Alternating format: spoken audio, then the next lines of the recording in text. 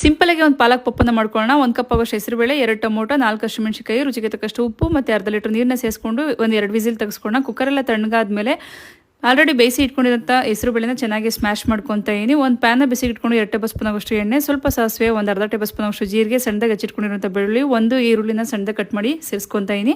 2 ಬ್ಯಾಡಗೆ ಮೆಣಸಿನಕಾಯಿ, 1 ಕಡ್ಡಿ ಆಗೋಷ್ಟು ಕರಿಬೇವಿನ ಸೊಪ್ಪನ್ನು ಸೇರಿಸಿ ಒಂದು ಅರ್ಧ ಟೇಬಲ್ ಸ್ಪೂನ್ ಆಗುವಷ್ಟು ಅರಿಶಿಣದ ಪುಡಿ, 1 ಟೇಬಲ್ ಸ್ಪೂನ್ ಆಗುವಷ್ಟು ಚಿಲ್ಲಿ ಪೌಡರ್, 1 ಟೇಬಲ್ ಸ್ಪೂನ್ ಆಗುವಷ್ಟು ಧನಿಯಾ ಪುಡಿನ ಸೇರಿಸ್ಕೊಂಡು ಸ್ವಲ್ಪ ಹೊತ್ತು ಆಯಿಲ್ನ ಚೆನ್ನಾಗಿ ಫ್ರೈ ಮಾಡ್ಕೊತಾ ಇದೀನಿ. 1 ಕಟ್ ಆಗುವಷ್ಟು ಪಾಲಕ್ ಸೊಪ್ಪನ್ನ ಚೆನ್ನಾಗಿ ಬಿಡಿಸಿ ತೊಳೆದು ಇಟ್ಕೊಂಡಿದ್ದೆ, ಅದನ್ನು ಸಹ ಸಣ್ಣದಾಗಿ ಕಟ್ ಮಾಡಿ ಸೇರಿಸ್ಕೊತಾ ಇದೀನಿ.